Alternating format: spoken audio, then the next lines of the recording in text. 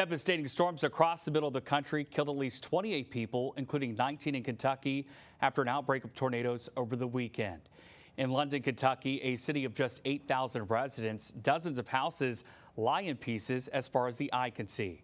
One man was in bed with his wife when his daughters ran into the room, telling them that there was a tornado that was nearby.